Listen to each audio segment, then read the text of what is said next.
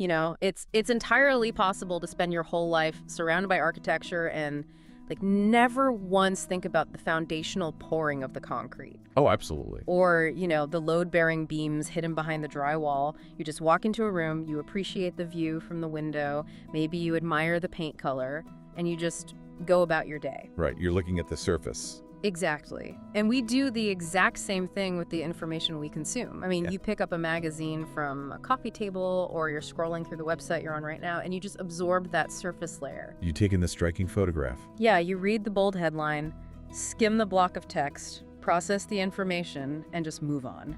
And we take that presentation completely for granted. I mean, there's this assumption, often a totally unconscious one, that the content simply fell into that arrangement naturally. It just magically appeared there. Right. That the words and the images just, found their most logical resting place on the page by sheer coincidence. But the moment you step into the world of graphic design, that illusion totally shatters. It really does. You suddenly realize you've been looking at a highly manipulated environment this whole time. There is this hidden architecture, an invisible, highly calculated framework dictating exactly where your eyes go first. How quickly you digest the information. Yes. And crucially, how you emotionally react to it. So, welcome to the deep dive. Today, we are unpacking the underlying geometry of visual communication. We are exploring Chapter 6, which covers grid design basics from the incredible resource Graphic Design Reference Plus specifications. It's such a foundational text. It really is. And our goal today is to permanently alter how you, the listener, see the media you interact with every single day. Once you see it, you can't unsee it. Exactly. And just a quick note before we get into the heavy machinery of layout design, if you want to follow along with the physical, visual examples we're going to be geeking out over today, you can just scan the QR code on your screen. Or just hit the book link down below. Yep, hit the link below to grab your own copy. And definitely hit subscribe so you don't miss our future explorations. Having those physical visual references right in front of you really changes the game, I think. Because what we're talking about today is, it's the absolute definition of invisible design. Right. When a grid system works perfectly, you are completely blind to it. It's entirely frictionless. But if it were missing? Oh, if it were missing, or if the designer failed to understand the foundational geometry of the space they were working in, the entire visual experience would instantly collapse into just overwhelming chaos. Just a total mess. So let's start with the fundamental nature of that geometry. A grid, at its most basic level, based on the text, it relies on vertical and horizontal thresholds to indicate divisions of space. Exactly. They dictate interior proportions. They organize text and imagery to create order. And this is what I always wonder, where do these proportions actually come from? I look at a beautifully laid out poster, or like an annual report, and the spacing just feels right. It feels natural. Yeah. Is it just pure designer intuition, or is there hard math behind that feeling? It's actually a fascinating mix of both, but historically it leans heavily on the math. Designers don't always reinvent the wheel every time they open a new canvas. That would be exhausting. It would take forever. They often rely on established, deeply historical rules of space. We are talking about universally recognized sizing systems, the square, the double square, and particularly the European proportion of A-series paper sizes. Right, the A series. So A4, A5, A3 paper. If you're outside of North America, that's just the standard printer paper you use every single day. Right, it's ubiquitous. But there is a very specific, beautiful logic to those proportions that we often just take for granted. Precisely. The A-series is based on the aspect ratio of the square root of 2. Okay, getting mathematical here. Just a little bit. It's roughly 1 to 1.414. And the sheer genius of that specific proportion is its scalability.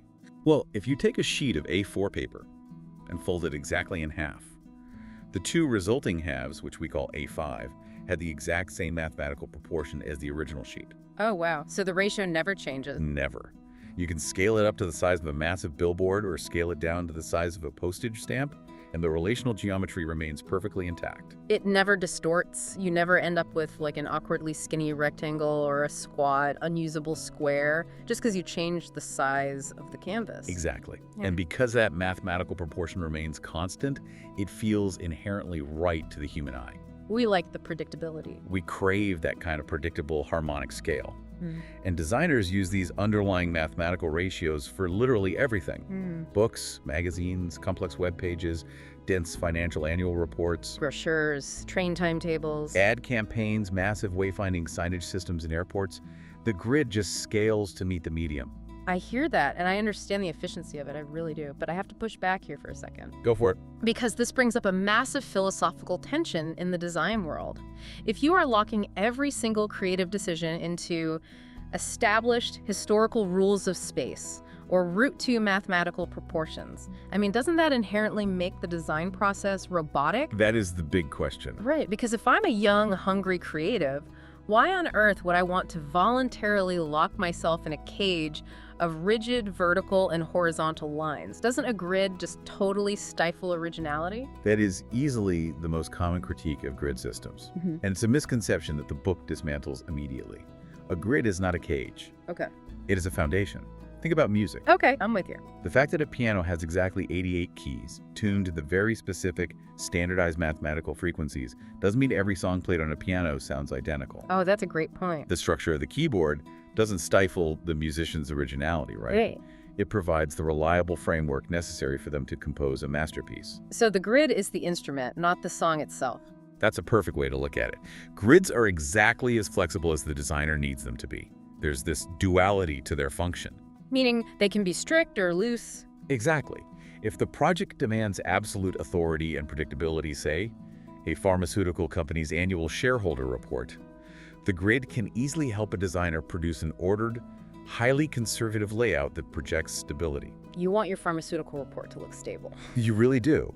But if you are designing an avant-garde fashion magazine, that exact same grid can provide a starting point for wildly exciting experimental work. The key to not feeling stifled is understanding that you have the power to alter, push, and even intentionally break the rules of the framework you just built. You have to know the rules to break the rules effectively. Why precisely? If you understand exactly where the load-bearing columns are, you know which walls you can smash through with a sledgehammer to make the room more interesting without bringing the whole roof down on your head. Yes.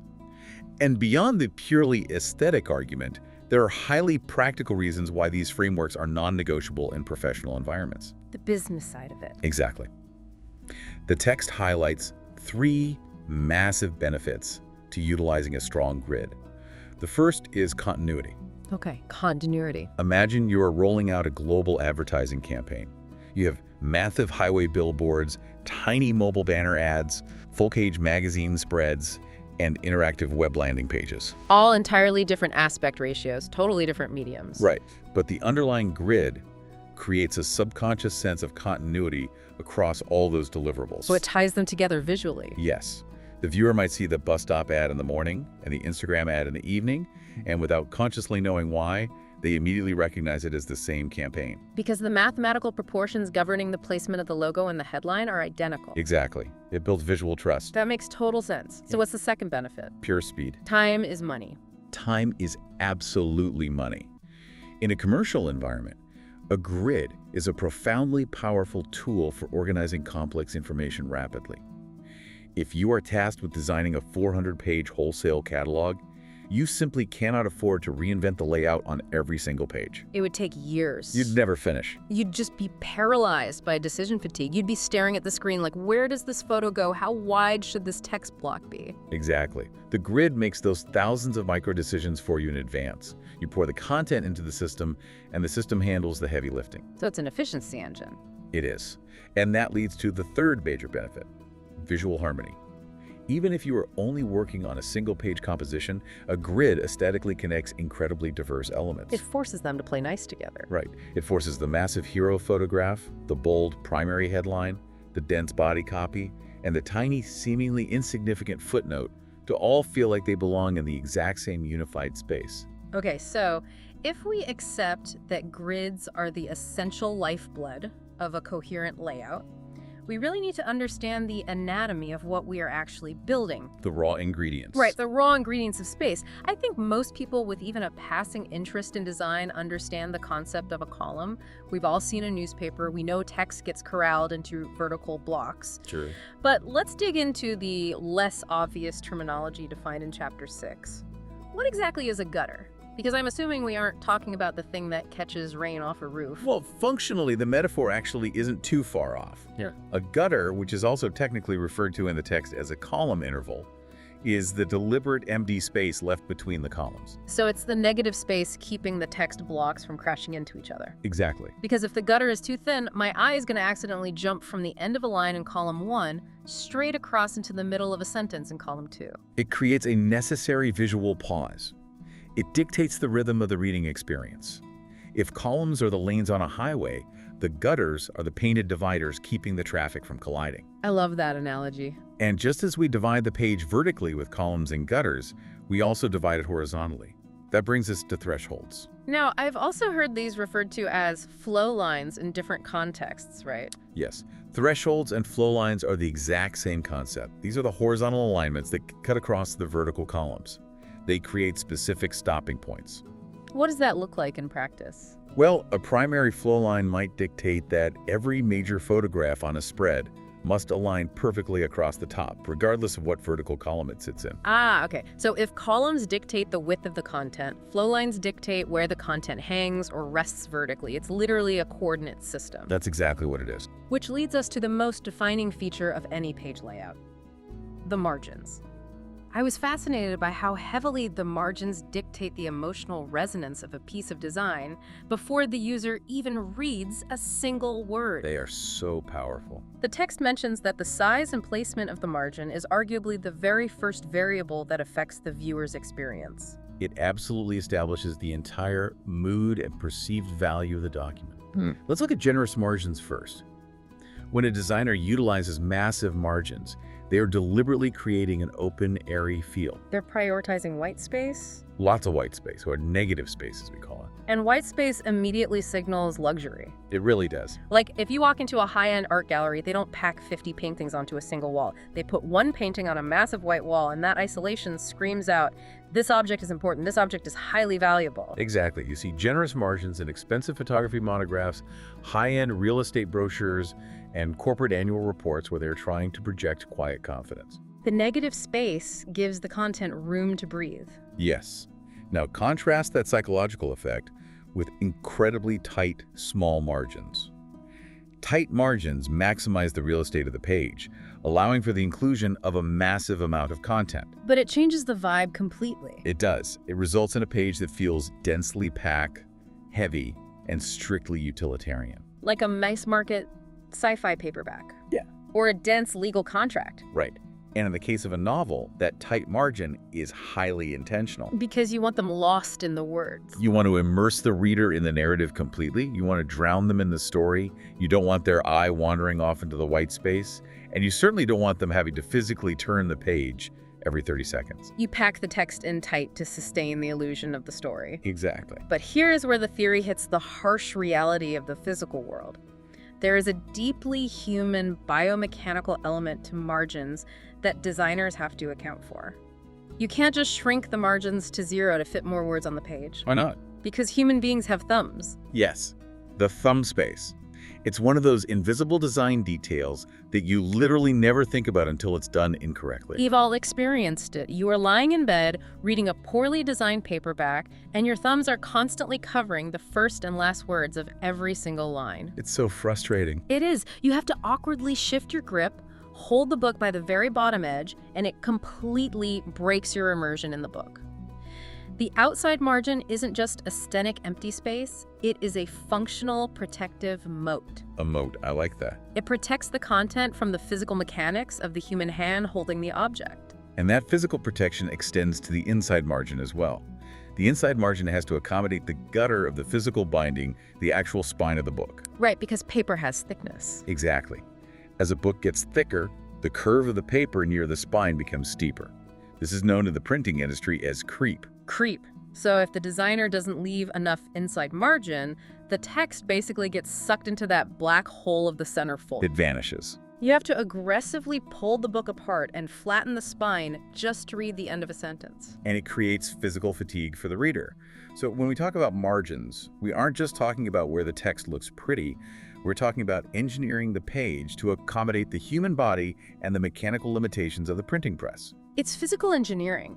So, assuming a designer has calculated their thumb space and they've accounted for the binding creep, they face a massive structural fork in the road. The big choice.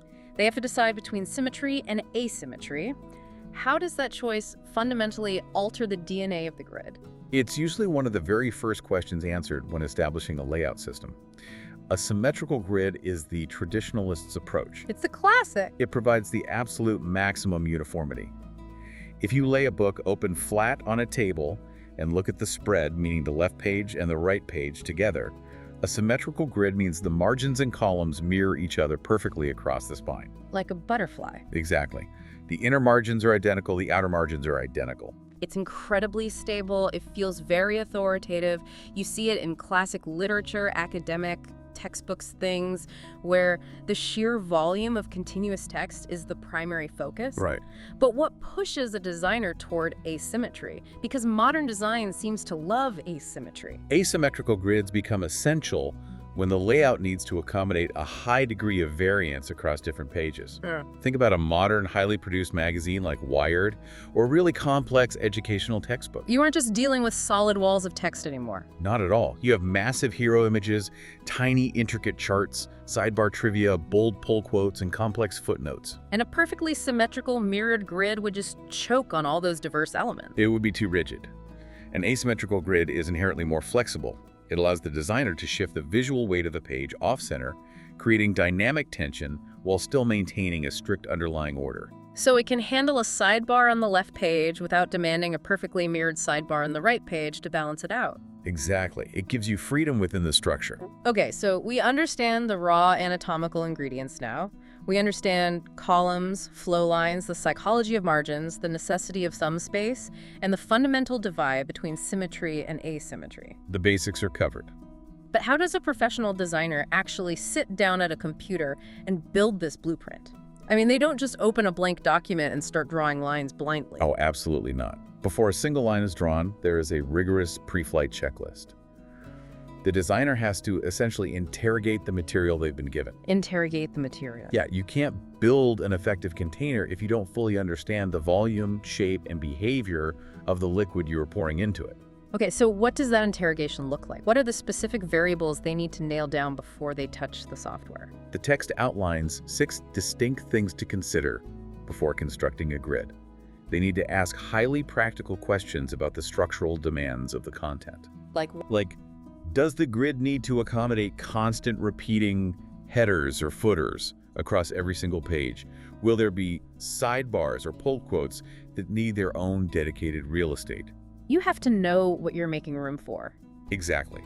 Based on the word count and the desired reading speed, how many columns will be appropriate? Right, because reading a single massive column of text that spans an entire A4 page is just exhausting for the eye. The eye loses its place tracking back to the start of the next line. Right. They also have to ask whether the content is best served by a highly rigid system like a scientific journal or a looser, more organic system. Form follows function. Should the grid be based on a specific recurring element within the content itself, like a highly stylized photography ratio?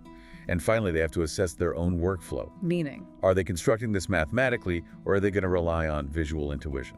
That interrogation phase makes so much sense. You're auditing the reality of the content before you impose a structure on it. You're finding out what it wants to be.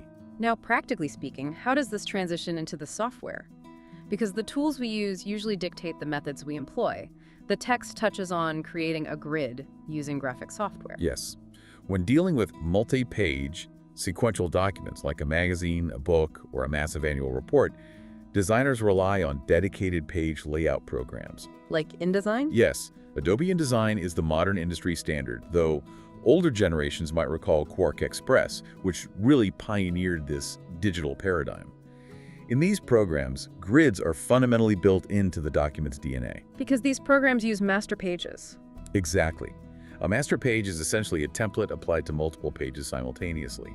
The designer goes into the master page view, opens the document setup window, and mathematically inputs the margins, the number of columns, and the exact width of the gutters. Just typing in the numbers. And the software automatically generates non-printing vector guides across every single page in the document.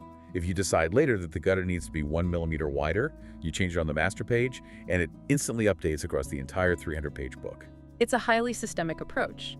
But you wouldn't necessarily use InDesign to lay out a single movie poster or a standalone digital graphic. No, you wouldn't. For single-page compositions, designers often shift to programs like Adobe Illustrator or Photoshop, and the workflow changes entirely. Because Photoshop isn't a bookmaking tool. Right. Photoshop is a raster-based, layer-driven program. There are no master pages. Here, a designer might pull down individual guides manually from the rulers, or they might actually draw physical, brightly colored lines on a dedicated locked layer just to clearly visualize the mathematical structure they are trying to adhere to. It's a much more manual, bespoke process because the need for mass sequential uniformity just isn't there. Precisely. But regardless of the software, the actual sequence of decisions a designer makes when constructing a highly refined grid is fascinating. It really is. And often incredibly counterintuitive to anyone outside the profession. Let's walk through that sequence, the 9 steps to making a grid, because one specific aspect of this workflow absolutely blew my mind. I think I know which one you're talking about. When you are building a grid from scratch, obviously step 1 is identifying the general type of grid you need, symmetrical versus asymmetrical, hierarchical, modular, whatever. Right. But the very next decision, the decision that precedes everything else, is choosing the typeface. Step 2 is choosing the type specs. Yes.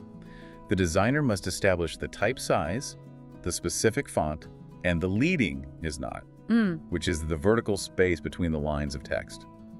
All of this happens before you even determine the physical size of the page. This is wild to me. The instinct of literally anyone who isn't a trained designer is the exact opposite. Oh, for sure. If I need to make a flyer, the first thing I do is grab a piece of 8.5 by 11 printer paper. I establish the boundaries of the physical universe I'm working in. Only then do I start typing and messing around with fonts to see what fits. That's how we're all taught in grade school. Exactly. But the professional workflow says, no, pick the font first. Why? Why does the micro dictate the macro? Because the text is the primary vehicle for the communication. The words are the actual payload. Think about the physical characteristics of different fonts. They are all the same size. Far from it. A highly stylized traditional serif font like Garamond has a completely different horizontal rhythm and density than a stark, modern sans serif like Helvetica. A line of 50 characters in Garamond will be physically shorter or longer than 50 characters in Helvetica, even if they are set at the exact same point size. Exactly. And typographic best practices dictate that for optimal readability, a line of text should only contain a certain number of characters, usually between 45 and 75 characters per line. If a line is too long, the reader's eye gets tired. Right. If it's too long, they lose their place. If it's too short, the eye has to jump back and forth too frantically, which is also exhausting. So if you know you want to use 10-point Helvetica, you calculate exactly how wide a perfect readable line of 10-point Helvetica is, and that width determines your column width. Yes. And once you know your ideal column width, and you know you want, say, 3 columns with specific gutters between them, you add all those widths together, plus your inside and outside margins, and that total sum dictates the final physical width of your page. It's like buying a highly specific, custom-made sectional sofa and then calling an architect to design the exact dimensions of the living room around the sofa so it fits perfectly. That is exactly the philosophy. You don't build a random room and then awkwardly try to shove the furniture into it. The container is designed to perfectly cradle the content. So you've picked your font, calculated your columns, determined your page size, defined your margins, and established your flow lines. You have a beautiful, mathematically perfect matrix of non-printing blue lines on your screen. You're done, right? Not even close, because now you have to stress test the system. You have to collide your pristine theory with messy reality. This is step 8, and it is the most critical step of the entire process. You have to drop a massive sample of the actual real-world content into the grid to see if the system breaks. Test it with sample content. And this is why relying exclusively on lorem ipsum placeholder text can be so dangerous, right? How incredibly dangerous. Lorem ipsum gives you these beautifully even, predictable paragraphs. But the actual copy from the client might include massive, unwieldy Germanic words, or bizarrely short lists, or a headline that simply refuses to break cleanly across 2 lines. Or the client provides a critical photograph that is aggressively tall and narrow, and it simply doesn't fit into the elegant horizontal flow lines you've established. The real-world variables will always test the limits of the math. And if it doesn't fit? If the grid constantly forces you to awkwardly crop images or hyphenate every other word to make the columns fit, the grid has failed. Which means step 9 is revise. You go back to the drawing board. You revise the margins, you adjust the column widths, you alter the flow lines until the grid accommodates the reality of the content, rather than forcing the content to suffer for the sake of the grid. It's a living document. Now, up until this point, we've been talking about grids in a somewhat generalized way. We've defined variables, uses, and anatomy. The broad strokes. Right. But the reality is that designers utilize several highly distinct families of grids, depending on the specific demands of the project. And the first family we should explore takes that concept of the micro dictating the macro to its absolute microscopic extreme. I call this family the micromanagers. We are diving into typographic unit grids and composite grids. Let's start at the atomic level with the typographic grid. If you really want to understand precision design, you have to understand the typographic unit grid. This entire structural system is born directly from the font itself. It is based entirely on the unit of the text type and the line spacing the leading. So earlier we talked about picking your font before your page size. This takes that concept and just completely weaponizes it. Walk me through the math of how this is actually constructed. Let's use a specific example. Okay, let's say you have chosen a stark, highly legible font for a massive corporate catalog. You decide on 10-point Helvetica.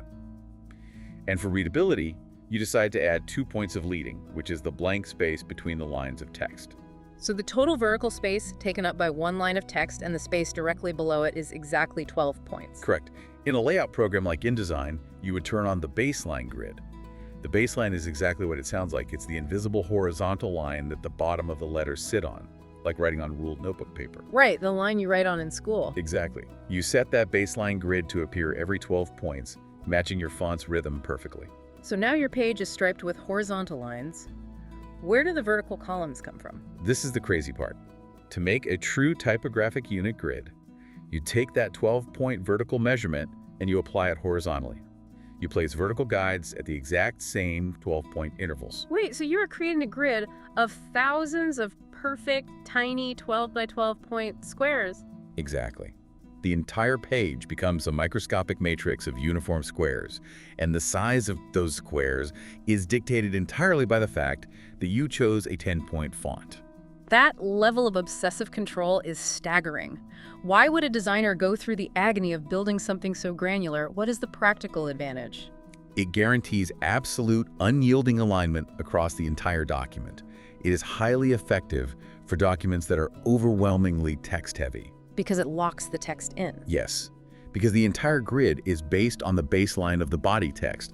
It means you can easily align a sidebar or a photo caption or a pull quote perfectly with the main body text. No matter where you look on the page, the bottom of the words in column 1 will perfectly align horizontally with the bottom of the words in column 3. It creates a subconscious feeling of supreme mathematical order. Exactly. But there's a catch, isn't there? If my page is divided into 5,000 microscopic squares, I've gained total control over the text, but haven't I completely lost the big picture? How do I know where a giant half-page photograph is supposed to go? That is the fatal flaw of the pure typographic unit grid. It's too small. The individual modules are so tiny that they provide absolutely no guidance for the macro structure of the layout. They don't tell you where the margins should end. They don't tell you where a new chapter should begin. It's like trying to navigate a city using a map that only shows individual bricks but doesn't show any roads or buildings. That is a phenomenal analogy. So how do you solve that? You can't just abandon the micro precision, but you need big picture guidance. You build a bridge between the micro and the macro, and that bridge is called a composite grid. A composite, meaning a combination of elements. Yes. A composite grid is a secondary structural system that focuses entirely on macro thresholds and major alignment points. You essentially overlay this macro grid on top of your microscopic typographic grid. Ah, so you have the thousands of tiny squares operating in the background, keeping the text baselines perfectly locked in. But layered over that, you have massive distinct zones. Precisely. The composite grid indicates the placement of the big stuff. It defines the major columns. It indicates where the primary page headers should sit. It defines the zones for folios. Let's pause and define folios for a second, because that's a term thrown around in publishing that most people might not recognize, even though they look at them every day. Right. A folio is essentially the navigational anchor of a printed page. It's the recurring information that typically sits in the margins, usually the page number, the publication name, the date, or the chapter title. It helps the reader orient themselves within a massive document. Exactly. So the composite grid dictates that the folio will always sit exactly half an inch from the bottom corner, And the primary image will always start exactly 2 inches from the top margin. Yes, adding the composite grid over the typographic grid gives you the best of both worlds. The composite grid provides primary flow lines, making it incredibly easy to lay out large images and establish the overall architecture of the page quickly. And underneath it all, that typographic grid is quietly ensuring that every single line of text locks into perfect mathematical alignment. It easily accommodates both the massive visual elements and the microscopic typographic details. It's brilliant. It's like having a master urban planner laying out the city blocks, while simultaneously having an interior designer perfectly arranging the furniture inside every individual apartment. That's a great way to put it. Okay, so while typographic grids build the layout from the tiny letters outward, the next family of grids takes a massive blank space and carves it up from the top down. I look at these as the spatial dividers. Let's dive into hierarchical grids and modular grids, starting with hierarchical. Hierarchical grids are fascinating because they are driven entirely by priority. They don't care about perfectly uniform squares or baseline math. They care about what's important. Exactly. They're used when a specific division of space is required across multiple pages, dividing a canvas into distinct fields based purely on the relative importance of the content that needs to live there. And while you see this occasionally in print, the text points out this is the absolute backbone of modern web design. It is the foundational language of the internet. Think about the cognitive load on a user visiting a complex news website or a massive e-commerce platform. The space has to be carved up in a way that instantly tells the user's brain what to look at first, second, and third. It's like a restaurant menu. The designer knows your eyes naturally go to the top left or the center stage. So they put the navigation bar at the top, they carve out a massive central rectangle for the hero image or the breaking news headline, and they carve out a secondary vertical column on the right for related links or advertisements. Exactly. And in the professional web development workflow, these hierarchical grids often replace or augment traditional wireframes. The design team needs to agree on the real estate allocation before anyone starts arguing about what color the button should be or what photo to use. The text mentions a very specific technique teams use to communicate this hierarchy before the actual content is dropped in. They use shading. Right. It is incredibly helpful to use varying shades of grayscale to visually denote the importance of these content fields. How does that work visually? Well, a massive, dark, charcoal gray box immediately signals to everyone on the team this is the primary focal point. A lighter, medium gray box indicates secondary content, and a very faint, light gray box might indicate an area reserved for a footer or secondary navigation. It's a literal heat map of attention, but I imagine clients absolutely hate looking at this. Oh, they despise it. The text rightly points out that it is extremely unlikely a design team will ever show a raw, shaded, hierarchical grid to a client. Because it looks boring. Clients struggle to visualize the final product when looking at abstract gray boxes. They want to see the shiny, finished website. But for the internal team, it's a non-negotiable step, especially because web pages are sequential in a way. You click through 20 different pages on a site, and the navigation and the header areas need to appear in the exact same place on every single page so you don't feel lost. The hierarchical grid enforces that spatial consistency across the entire domain. It guarantees that the user's mental map of the website remains intact, no matter how deep into the subpages they navigate. Okay, so that's the hierarchy of the web. Let's pivot back to print and talk about the other spatial divider, which happens to be my favorite, the modular grid. The history behind this is incredible. We are still leaning heavily on an aesthetic philosophy developed in the 1950s. We really are. The modular grid is inextricably linked to the post-World War II graphic design movement known as the International Typographic Style, more commonly referred to as the Swiss style. The Swiss style, it just sounds precise. It is. The text specifically highlights the pioneers of this movement: Karl Gerstner, Emil Reuter, and Joseph Müller-Brockmann. These were designers working in Switzerland in the 1950s and 60s, trying to figure out how to communicate complex information across multiple languages, which is a daily necessity in Europe, with absolute objective clarity. They wanted to strip away the messy, emotional, illustrative styles of the pre-war era and replace it with universal logic. And their solution was the modular grid. It is a system of supreme mathematical beauty. A modular grid is constructed from units of equal size, either perfect squares or identical rectangles. These modules divide the page both horizontally and vertically. It's like taking a piece of paper and turning it into a massive chessboard. But the designer dictates the exact dimensions of the squares.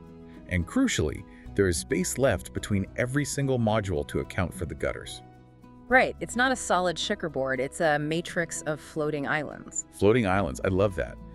The brilliance of the modular grid is the immense flexibility it offers. Because you have horizontal flow lines intersecting with vertical columns at regular intervals across the entire page, you have a staggering number of alignment points. You aren't just locked into a rigid 3-column layout, you can combine modules. Yes. If your grid is made of 20 squares, you can have a massive hero photo that eats up 12 squares. Below that, your main text might take up a block of 4 squares, a pull quote takes up 2 squares, and you leave 2 squares completely empty as luxurious white space. Every single element, no matter how disparate in size, is snapping to the exact same underlying rhythmic structure. It provides an underlying unity to incredibly complex layouts. That's why contemporary designers still rely heavily on modular grids for massive multi-page documents like magazines, catalogs, and high-end art books. Exactly. And hidden right in the captions of the source material is a massive, incredibly practical pro tip about modular grids that completely changed how I look at layout geometry. It's about the specific number of horizontal modules you choose to create. The odd number rule. Yes, the odd number rule. The text notes that using an odd number of horizontal units makes it significantly easier to accommodate body text with captions and images in a dynamic way. It does. But why? Why is an odd number like 5 or 7 horizontal rows so vastly superior to an even number like 4 or 6? It comes down to the inherent tension of asymmetry. Let's say you divide your page into 4 horizontal rows. It's an even number. If you place a photograph that takes up 2 rows, you only have 2 rows left. You've inadvertently split the page exactly 50 FD. It feels static. It feels dead. Your eye doesn't know what to focus on because both the top half and the bottom half carry the exact same visual weight. Exactly. It's too perfectly balanced. It's boring. But if you divide that same page into 5 horizontal rows, an odd number, and your photograph takes up 2 rows, you now have 3 rows remaining. Okay, so you have an imbalance. Right. You could use 2 of those rows for a block of dense body text, and the final 1 row for a small caption and some elegant white space. By simply using an odd number of modules, you naturally force the layout into an asymmetrical ratio. It echoes the rule of thirds or the golden ratio. It creates the dynamic hierarchy where the photograph clearly dominates the text or vice versa. The math forces the design to be visually interesting rather than just looking like a boring Excel spreadsheet. It is a profound realization. Those Swiss designers from the 1950s weren't just creating rigid boxes, they deeply understood the emotional interplay of mathematics and visual tension. An odd number of modules creates natural, organic asymmetry within a highly structured, logical system. It's absolute genius. Now, up to this point, we have spent this entire deep dive talking about rules. We've talked about A-series paper proportions, microscopic baseline math, Swiss precision, and calculated margin psychology. We've laid down a lot of laws. But the text reveals one final method that completely flips the script. This is for the true rebels, the designers who refuse to be bound by pre-drawn lines. Let's talk about the final category, constructional grids. If the typographic unit grid is classical, mathematically precise, orchestral music, the constructional grid is pure, unadulterated jazz improvisation. Jazz improvisation. Yes. The text defines a constructional grid as a loose structural system based entirely on the placement of compositional elements and their specific relation to one another. And the defining characteristic here, the thing that separates it from every other system we've discussed, is the sequence of events. The timing is completely reversed. How so? Well, the text explicitly states that unlike other types of grids, constructional grids are not created before you begin laying out the content. Right. You don't draw a single line. You don't calculate margins. You don't divide the page into modules. You start with a completely blank canvas, and you look at your raw ingredients. You just look at the pieces. The designer begins by positioning elements on the page, strictly in order of their visual or narrative importance. Okay, let me try an analogy. You're packing the trunk of a car for a massive road trip. You don't map out a grid in the trunk first. You take the biggest, heaviest suitcase, the hero element, and you place it exactly where it needs to go. Okay, I see where you're going with this. Then you take the medium-sized cooler and you slide it in next to the suitcase. Then you take the small duffel bags and the loose items and you tuck them into the remaining spaces, letting the geometry of the big items dictate where the small items fit. That is a phenomenal analogy. You are finding this structure organically based on the specific, unique physical relationships of the items you are working with in that exact moment. And the text points out that the thresholds and alignment points are actually created as each item is placed and repositioned. Yes. So if I drop a massive photograph onto the canvas, the physical edge of that photograph suddenly becomes a vertical threshold. I might then decide to align a block of text directly with the subject's eye line within the photo, creating an organic horizontal flow line. So the structure is entirely reactionary. Now, this sparks a major philosophical debate within the design community, doesn't it? It really does. Because there are no pre-drawn lines and the process is so incredibly loose, many designers refuse to even recognize this as a grid system. They just think it's winging it. They argue that their decisions are derived purely from creative intuition, not structural engineering. But the author of the text pushes back on that idea, don't they? They do. The text argues that whether a designer willingly uses the term constructional grid is largely irrelevant. The reality of the physics remains the same. The technique is still a method of organizing content. Right. Even when a designer believes they are relying on pure, unguided intuition, their brain is still unconsciously creating relational thresholds. They are subconsciously seeking alignment. They are still creating a secret geometry, even if they are the only ones who know the code. The viewer might sense that the layout feels balanced, but only the designer knows that the bottom of the logo perfectly aligns with the POC of a specific lowercase letter in the headline. Exactly. It's phenomenology applied to design.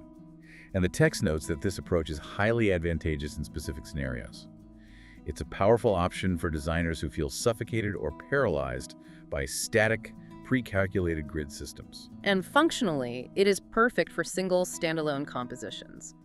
If you were designing a movie poster or a complex album cover that relies heavily on a bizarrely shaped central illustration, forcing a rigid modular grid over it would be a disaster. You would force terrible compromises. You'd end up having to awkwardly crop the beautiful illustration just to make it fit inside a preordained square. The constructional grid says, don't crop the art. Let the art dictate the universe around it. It inherently prioritizes the content over the system. And because you are reacting to the organic shapes of the content, the text notes that this method almost always results in a highly asymmetrical, dynamic layout. It is the ultimate expression of design flexibility. It proves that a structure can be completely subservient to the creative intuition of the designer, rather than the other way around. Which brings us full circle perfectly. We started this conversation addressing the fear that grids stifle originality. And yet here we are at the end of the spectrum, proving that the grid can be as wildly intuitive and free-flowing as you need it to be. It's a massive spectrum. On one end, you have the microscopic, unyielding mathematical precision of the typographic unit grid, creating thousands of perfect squares based on the height of a letter. And on the far other end, you have the reactionary, jazz-like improvisation of the constructional grid, where the rules are written entirely on the fly. And living in the middle, you have the Swiss precision of the modular grid, the web-centric priority of the hierarchical grid, and the functional beauty of the composite grid, bringing order to chaos. Well, that brings us to the end of our journey today. We have thoroughly unpacked the hidden architecture of Chapter 6, Grid Design Basics. We really covered a lot of ground. We did! We've explored why a generous margin feels like a luxury gallery, why an odd number of modules creates dynamic tension, and why the simple act of leaving room for a reader's thumbs can make or break an entire reading experience. The thumb space is crucial. It's everything. We've learned that whether you are lost in a dense novel where tight margins pull you deep into the story, or you are easily navigating the hierarchical shading of a massive website, these invisible frameworks are constantly at work. They are quietly, efficiently guiding your eyes, protecting your attention, and shaping your emotional reaction to the world. It really should give you an entirely new, profound appreciation for every single piece of structured media you interact with moving forward. It absolutely does for me. Once you know the math is there, the magic is even more impressive. Before we wrap up, one final reminder. If you loved peeling back the layers on this topic today, please subscribe to the channel. We are constantly diving into the hidden mechanics of the things that shape our lives. And seriously, if you want to elevate your understanding of this, grab the book. Yes. Scanning the QR code or clicking the link below gets you your own physical copy of graphic design reference plus specification. Seeing these grids visually mapped out on the page is an absolute revelation. It is an indispensable resource. And I'd like to leave you with a final thought to mull over today. Let's hear it. The next time you sit down at a restaurant and open a menu, or you pick up your favorite magazine, or you just open a new tab on your browser, take a breath. Pause for 10 seconds. Try to look past the stunning photography. Ignore the engaging copy. Look at the negative space. Look at what isn't there. Right. Can you spot the invisible flow lines? Can you see where the gutters align? Is the designer trying to comfort you with the absolute stability of a symmetrical grid? Or are they subtly manipulating your attention with a dynamic, odd-numbered modular layout? Look for the load-bearing columns, because once you start seeing the grid, you can never unsee it.